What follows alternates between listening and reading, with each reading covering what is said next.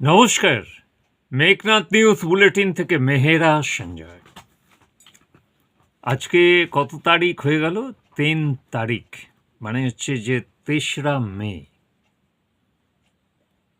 আর কটা ঘন্টা মানে হচ্ছে যে গোনা হচ্ছে, মানে ক্ষণ যা যা হয় না, সেই সব জিনিসগুলোর 4ঠা মে। সকাল 8টা থেকে তো শুরু হয়ে যাবে যা যা ক্রিয়াকর্ম। যাই হোক, এর মধ্যে কত প্রেডিকশন এলো বলুন তো। এ ক্ষমতায় থাকবে, কেউ বলছে বিজেপি ক্ষমতায় থাকবে, কেউ বলছে ইয়ে তৃণমূল ক্ষমতায় আসবে। যাই হোক, বিষয়টা একটা জিনিস, যেটা হচ্ছে যে ক্ষমতায় কে আসবে সেটা বড় জিনিস নয়। বারবার একটা কথা আমি আমার ফেসবুক পোস্টেও লিখেছি, ক্ষমতায় যেই আসুন তারা আগামী এই রুগ্ন প্রায় পশ্চিমবঙ্গের জন্যে, শিল্পের জন্যে কি করবেন? চপমুড়ি ভেজে তো শিল্প হয় না, নতুন নতুন তো শিল্প আনতে হবে, ইন্ডাস্ট্রি আনতে হবে। বেকার ছেলে মেয়েদেরকে ওই ভাতা দিয়ে তো কোনো কিছু হয় না।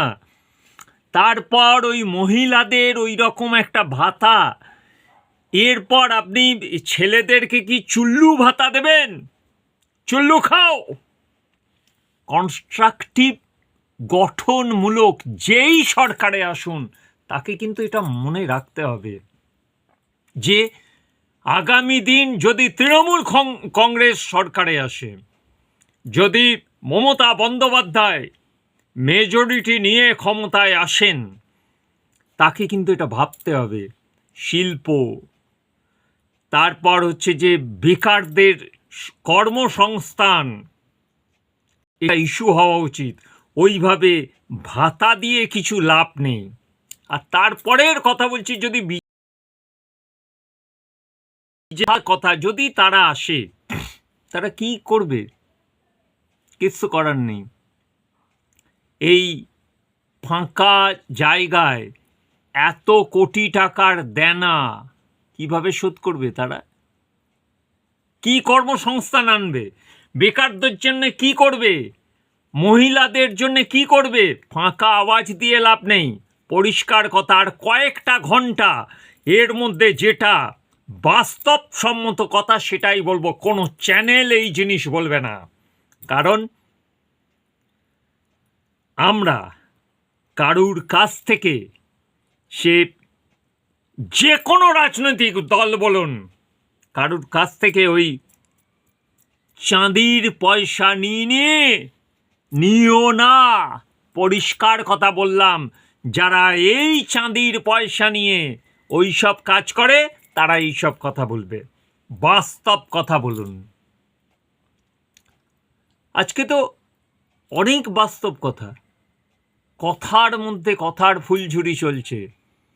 কেউ বলছেন কখনো আমি 300 সিট পেয়ে যাব, কেউ তারপর বলছেন 226টা সিট পাবো, তারপর কেউ বলছেন 200টা সিট পাবো, তারপর কেউ বলছেন আমরা 160টা সিট পাবো, তারপর বলছেন আমরা যদি 120টা সিটও পাই, 30টা সিট আমরা জোগাড় করে নেব। এই হচ্ছে রাজনীতি, রাজার নীতি। এই রাজনীতি ভ্রান্ততে অনেক যুবতী আগামী দিনে দেখবেন চোখের সামনে সব রাজনৈতিক দলের কেউ মার খাবেন, কেউ ওই মানে যেটাকে কি বলে যে এই পুলিশের হেফাজতে যাবেন, থানা পুলিশ সব কিছু হবে, কিন্তু কেউ, কোনো রাজনৈতিক দল আপনাদের এই যে অ্যারেস্ট হবেন, একটা নয়া পয়সা তারা সংগ্রহ করে দেবে না আপনাদের জন্য। তার জন্য বলছি সবাই শান্ত থাকুন, শান্ত থাকুন। নিচু তলার নেতা নেত্রীরা শান্ত থাকুন, কেউ আপনাদের দেখবে না। পরিষ্কার কথা, একটা যেটা হচ্ছে যে 35 বছরের সাংবাদিকতা করে যেটা বুঝেছি, সেই জায়গায় কেউ আপনাদের দেখবে না।